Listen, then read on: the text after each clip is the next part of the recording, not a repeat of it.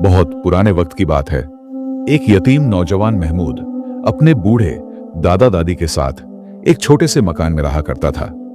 हर सुबह वो अपनी भेड़ों को लेकर जंगल की तरफ निकल जाता और शाम ढले जब वापस आता तो उसकी दादी बड़ी मोहब्बत से उसके लिए रोटी और पनीर तैयार रखती थी। मुफलिसी के बावजूद महमूद अल्लाह का शुक्र अदा करता और अपने वफादार कुत्ते के साथ एक कोने में सो जाता। अपनी नेक सीरती की वजह से वो पूरे गांव की आंखों का तारा था। वक्त गुजरता गया, उसके सारे दोस्त शादी के रिश्ते में बंध गए, मगर महमूद अकेला ही रहा। उसकी कलील सी कमाई से बस गुजर बसर ही हो पाती थी, जो उसकी दादी के लिए काफी फिक्र का बाइस थी। एक रात खाना खाते वक्त दादी ने कहा, बेटा तुम शहर जाकर अपनी किस्मत क्यों नहीं आजमाते? दादा ने भी सर हिलाकर इस बात की ताकीद की।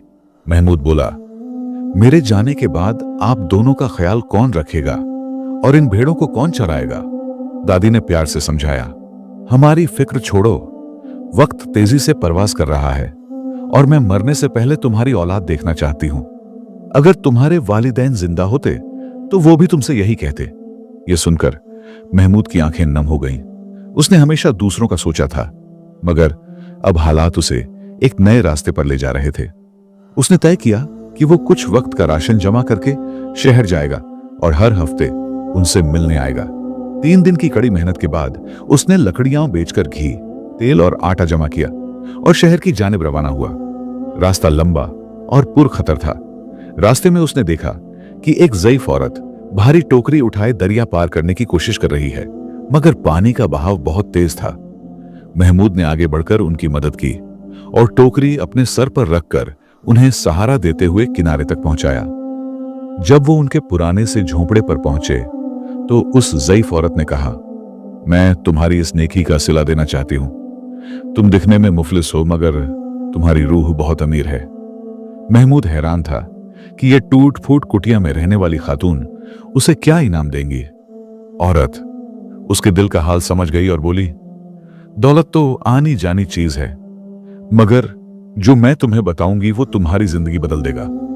या तो तुम 100 सोने के दीनार लेकर यहां से चले जाओ या मेरी बातों पर अमल करो। उसने अपनी जेब से सोने के सिक्के निकाले, जिन्हें देखकर महमूद दंग रह गया, मगर उसने कहा, मैं वही करूंगा जो आप कहेंगे। वो खातून मुस्कुराई और बोली, महमूद, मेरे कुछ खास जिन्न मुवक्किल हैं जिन्होंने मुझे तुम्हारी आमद की खबर पहले ही दे दी थी। इस सल्तनत पर एक बड़ी मुसीबत आई हुई है और सिर्फ तुम ही इसे बचा सकते हो। महमूद ने हैरत से पूछा, मैं तो एक मामूली चरवाहा हूं, मेरा इन सब बातों से क्या वास्ता? औरत ने बताया कि सुल्तान की मौत के बाद उनकी बेटी रबाब के चाचा ने एक बदखसलत जादूगर से हाथ मिला लिया है ताकि वो तख्त पर कब्जा कर सके। उसने पहाड़ों में कैद एक ऐसे जादूगर की बंदिशें जला दी हैं जो जिन्नातों का आका है। वो जादूगर अब उस शख्स की मदद करने को तैयार है और उसने कहा, वापस अपने महल जाओ, मैं तुम्हारी हिफाजत के लिए जिन्नात का लश्कर भेजूंगा जो हर उस शख्स को कत्ल कर देंगे जो तुम्हारे खिलाफ आएगा। लेकिन इसके बदले में जादूगर ने अपनी शर्त रखते हुए कहा, शहजादी रबाब मेरी होगी, मैं उसे अपनी गुफा में ले जाऊंगा क्योंकि मैंने तन्हाई की बहुत अजियत झेली है। नासिर फौरन राजी हो गया क्योंकि अब उसे शहजादी की कोई जरूरत न थी। उसके लिए यही बेहतर था कि वो मंजर आम से गायब हो जाए ताकि वो इस सरजमीन का सुल्तान बन सके। महमूद इस दास्तान को ऐसी हैरत से सुन रहा था कि वो ये भी भूल गया कि वो किस मकसद से आया था और गांव में अपने बूढ़े दादा दादी को छोड़ आया है। वो यकायक बोल उठा, कैसा अजीब किस्सा है, फिर आगे क्या हुआ? बूढ़ी औरत ने एक ठंडी आह भरी और कहा, नासिर ने किसी नसीहत पर कान न धरा और जादूगर ने अल्लाह के नेक बंदों और बुजुर्गों से इंतकाम लेना शुरू कर दिया। उसने खानकाहों को जला डाला और कब्रों की बेहुरमती की। शहर में मनहूस कौवों की तादाद बढ़ने लगी, मगर नासिर बेफिक्र था। उसे बस अपने महल, कनीजों और खादिमों से सरोकार था, बल्कि वो तो जादूगर के इस जुल्म से लुत्फ उठा रहा था क्योंकि जो अवाम उसके खिलाफ बगावत कर रही थी उन्हें अब उनके की सजा मिल रही थी। महमूद ने पूछा, सब ठीक है, मगर मैं उस जादूगर का मुकाबला कैसे करूंगा और शहजादी रबाब को कैसे रिहा कराऊंगा? बूढ़ी औरत बोली, सुनो, जिन्नातों के बादशाहों के पास 3 करिश्माई चीजें हैं। अगर तुम उन्हें हासिल कर लो तो तुम उसके सामने डट सकोगे, मगर तुम्हारी फतह सिर्फ तुम्हारी नेकी की वजह से होगी। इसलिए किसी अदना से अदना मखलूक को भी हकीर न समझना। जब जंग का वक्त आए तो तुम्हें उन सबको अपने साथ जमा करना होगा। समझे महमूद? उसने जवाब दिया, मैं खुदा से दुआ करता हूं कि वो मुझे उस काम की हिदायत दे जो इन लोगों के हक में बेहतर हो। उस रूहानी औरत ने उसे रास्ता बताते हुए कहा, मशरिक की जानिब जाओ। 3 दिन बाद तुम एक बंजर जमीन पर पहुंचोगे जहां एक सायादार बलूत का दरख्त होगा। तुम्हें उसके करीब जाकर जिन्नातों के बादशाहों की गुफ्तगू सुननी होगी।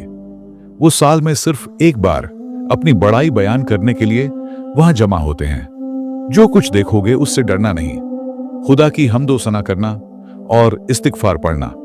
चाहे जो हो जाए, अपनी जबान से एक लफ्ज न निकालना, क्योंकि आज तक जो भी वहां गया वो जिंदा वापस ना आया। जब तुम वो 3 चीजें हासिल कर लो तो शहर और आसपास की बस्तियों की तरफ कूच करना, ताकि जादू के इस जाल को काटा जा सके। तब शहजादी उस कैद से आजाद होगी और तुम्हारा उससे निकाह होगा।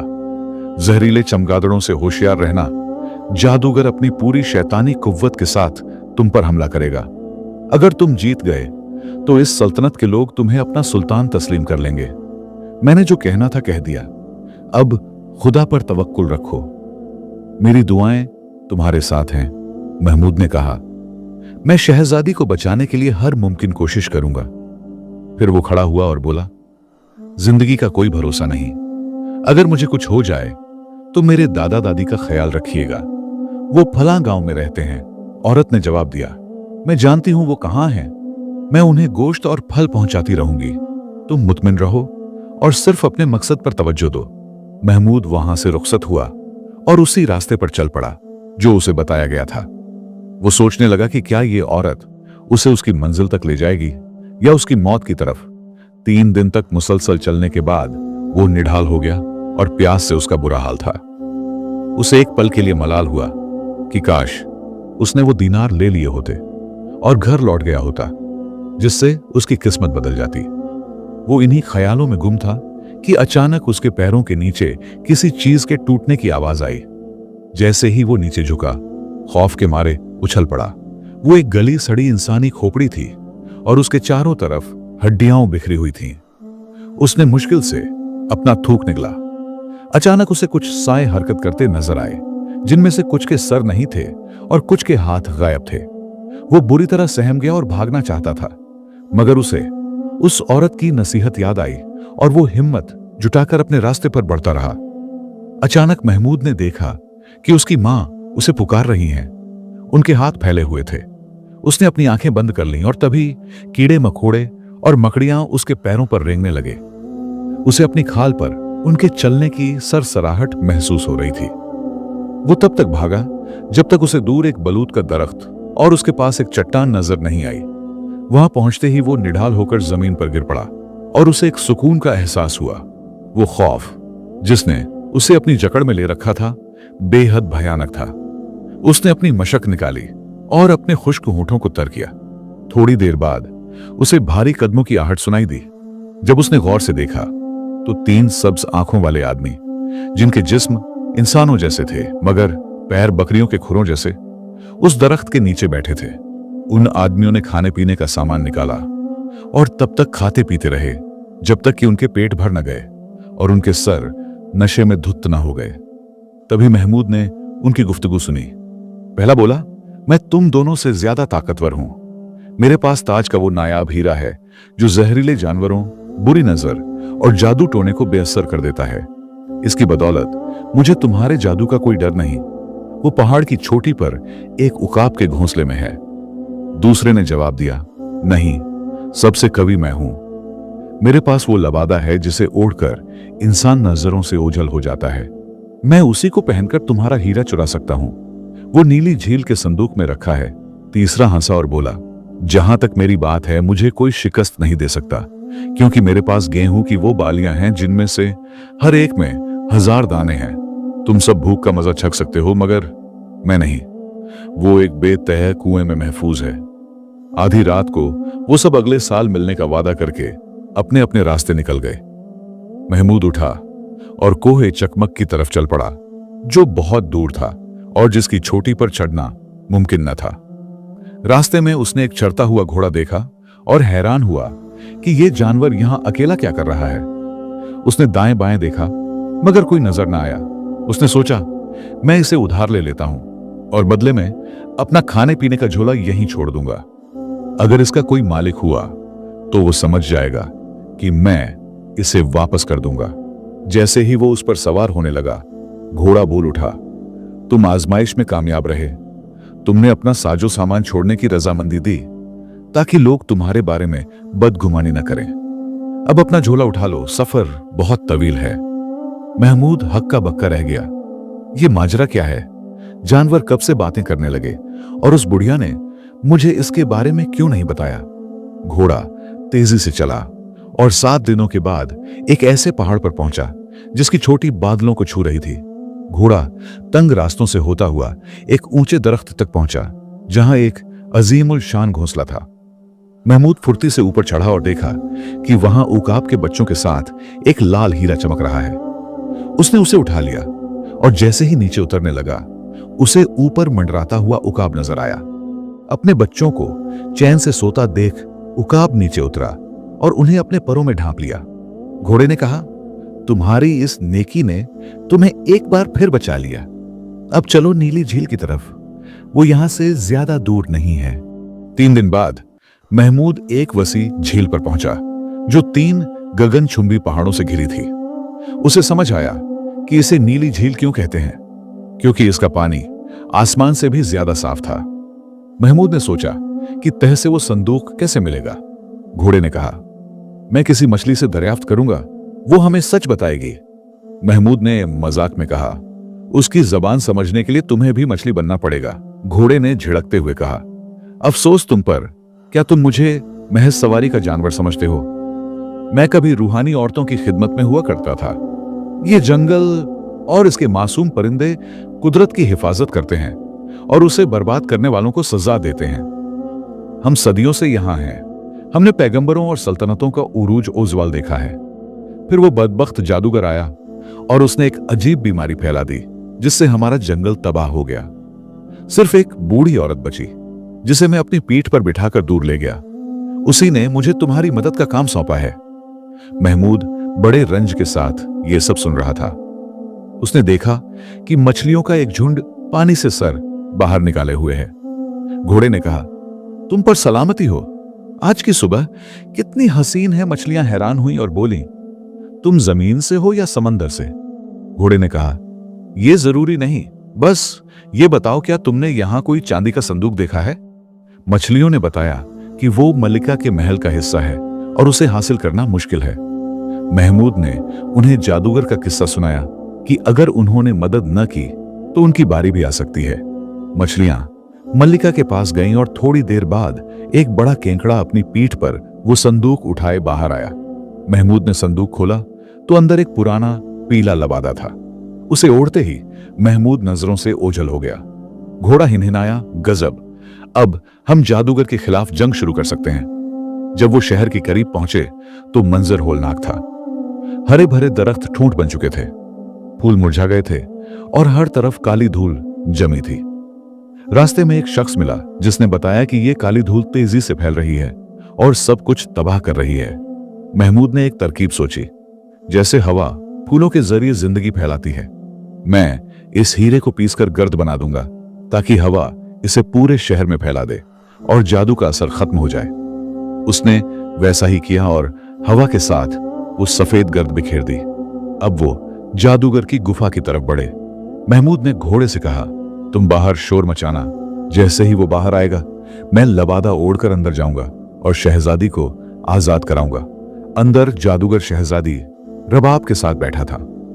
शहजादी निहायत कमजोर और लाचार नजर आ रही थी और छत से लटके चमगादड़ उस पर पहरा दे रहे थे। अचानक जादूगर को बाहर पत्थर गिरने की आवाज आई। वो चिल्लाता हुआ बाहर निकला, मगर उसे कोई नजर ना आया। जैसे ही वो वापस मुड़ने लगा, एक पत्थर उसके सर पर आकर लगा। जादूगर आग बबूला हो गया और तैश में चीखने लगा। उसने दूर से घोड़े को खड़े देखा और चिल्लाया, अफसोस तुझ पर, तेरी मजाल कैसे हुई मेरे पहाड़ पर आने की? मैं तुझे पकड़कर तेरी खाल उधेड़ दूंगा। घोड़े ने उसका मजाक उड़ाया और जोर से हंसा, जिससे जादूगर का गुस्सा और भड़क गया और वो उसके पीछे भागने लगा। उधर महमूद एक दरख्त के पीछे छुपा था। जैसे ही उसने देखा कि गुफा खाली है, उसने अपना जादुई लबादा उड़ा और अंदर दाखिल हो गया। उसने देखा कि शहजादी बैठी रो रही हैं, मगर उनके सर के ऊपर चमगादड़ मंडरा रहे थे। महमूद ने सोचा, अगर मैंने शहजादी का हाथ पकड़ा तो ये मोजी परिंदे मुझे भांप लेंगे। मुझे इनका ध्यान भटकाना होगा। उसने दीवार पर जलती हुई मशालें देखी। उसने एक मशाल झपटकर जादूगर के बिस्तर पर फेंक दी। शोले तेजी से कालीनों और खालों तक फैल गए। चमगादड़ घबराकर इधर उधर उड़ने लगे और कुछ तो आग की जीद में आकर जल गए। शहजादी खौफ के मारे एक कोने में दुबक गई। महमूद लपक कर उनके पास पहुंचा और उन्हें अपने लबादे के अंदर छुपा लिया। उसने उन्हें खामोश रहने का इशारा किया और बताया कि वो उन्हें बचाने आया है। जब चमगादड़ों को पता चला कि रबाब गायब है तो उन्होंने डरावनी चीखें मारी और जंगल की तरफ उड़ गए। महमूद बोला, अब हमारे निकलने का वक्त है। वो दबे पांव पेड़ों के साए में चलते हुए वहां से निकल गए। जब जादूगर ने जंगल में चमगादड़ों को चक्कर काटते देखा तो उसने घोड़े का पीछा करना छोड़ दिया और गुफा की तरफ भागा। वहां उसने देखा कि आग ने उसकी गुफा, उसकी किताबों और पूरी जमा पूंजी को राख कर दिया है। उसने एक ऐसी दहाड़ मारी जिससे पूरा पहाड़ कांप उठा। वो समझ नहीं पा रहा था कि उस मलून लड़की ने उसे चकमा कैसे दे दिया। फिर वो चिल्लाया, अब मैं समझा, उस घोड़े का यहां होना कोई इत्तेफाक नहीं था। यकीनन शहजादी उसी के साथ है। मैं उन्हें ढूंढ निकालूंगा। मगर घोड़ा जानता था कि जादूगर पीछा करेगा। वो एक दलदल के पास पहुंचा, उसमें लौटपोट हुआ और एक तरफ लेट गया। मेंढक आकर उसके ऊपर उछल कूद करने लगे। जादूगर वहां पहुंचा, इधर उधर देखा और बोला, यह तो हैरत की बात है, वो गायब कहां हो गया? तभी उसके हाथ पर सफेद गर्द के कुछ दाने गिरे। उसने उन्हें सूंघा और चीखा, बर्बादी हो मेरी। ये तो जादू के खिलाफ हिफाजती गर्द है। ये सब उन जंगली रूहानी औरतों की कारस्तानी है। मैं उनकी मक्कारी जानता हूं, मगर कोई मेरी ताकत को ललकार नहीं सकता। अब इस सल्तनत के लोग देखेंगे कि मैं उनके साथ क्या करता हूं। खुदा की कसम, मैं यहां किसी इंसान या जानवर को जिंदा नहीं छोड़ूंगा। उसने आग जलाई और कुछ मंत्र बुदबुदाने लगा। गुफाओं से देव और घोल निकलकर उसके चारों तरफ जमा होने लगे और आसमान जहरीले चमगादड़ों से भर गया। उधर महमूद शहजादी के साथ पहाड़ से नीचे उतर आया। जब वो काफी दूर निकल गए तो उसने लबादा हटाया। उसने एक खरगोश का शिकार किया और उसे पकाया।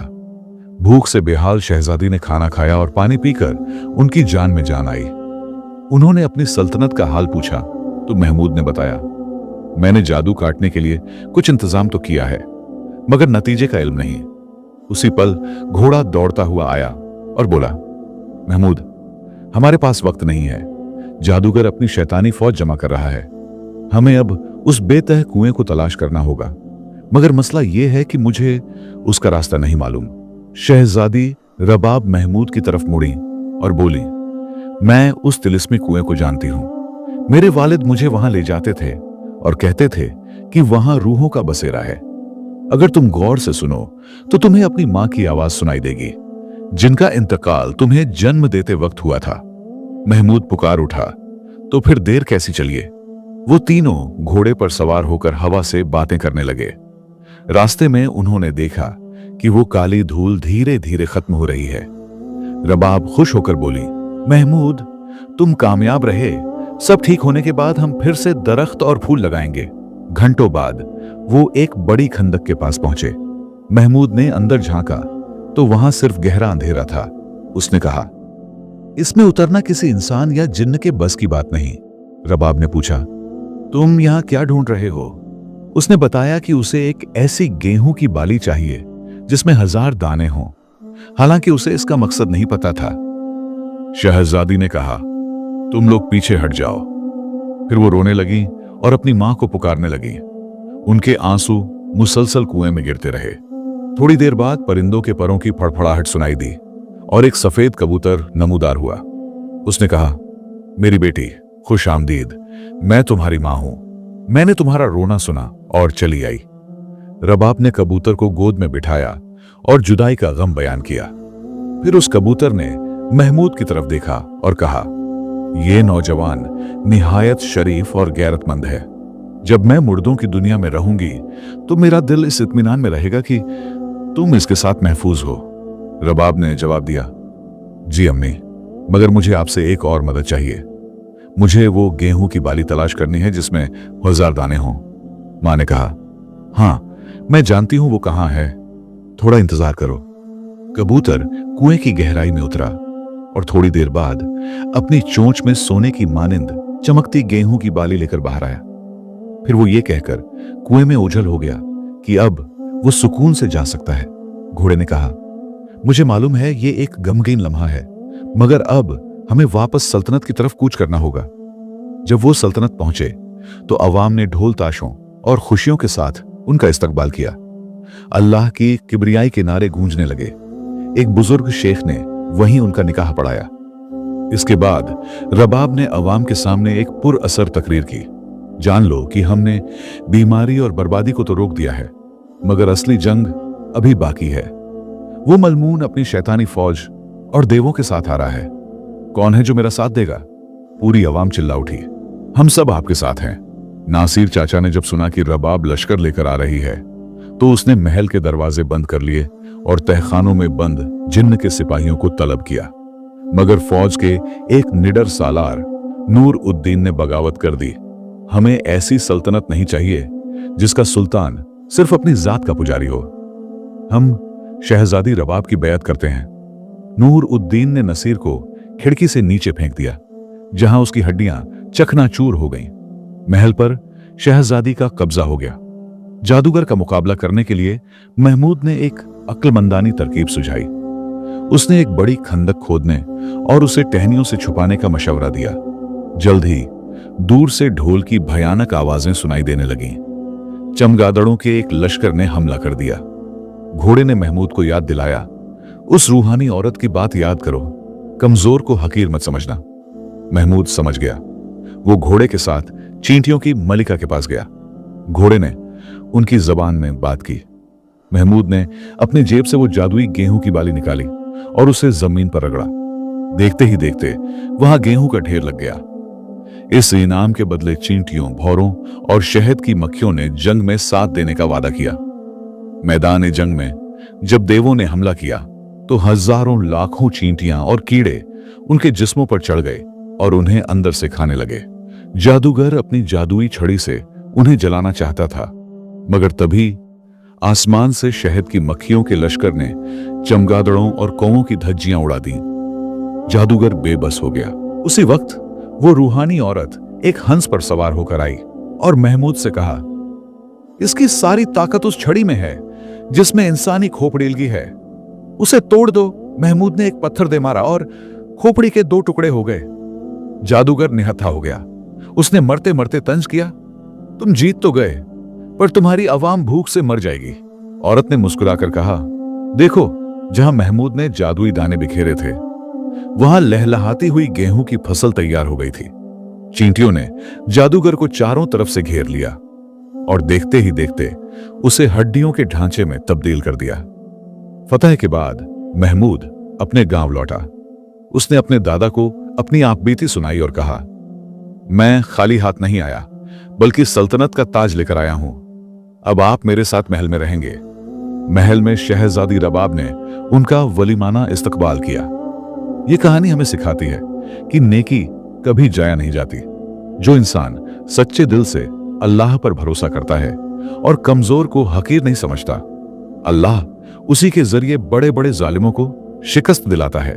ताकत, जादू और जुल्म कुछ वक्त के लिए कामयाब लग सकते हैं, मगर आखिरकार जीत हमेशा सब्र, ईमान और नेक नियत की होती है। यह दास्तान यह भी बताती है कि अनाथ, बेसहारा या छोटी मखलूक भी अल्लाह के हुक्म से बड़ी कुव्वत बन सकती है। बस नियत साफ होनी चाहिए। आपको यह दास्तान पसंद आई तो हमें कमेंट्स में जरूर बताएं कि आप यह कहानी किस मुल्क या शहर से देख रहे हैं। जल्द ही मिलेंगे एक और नई कहानी के साथ।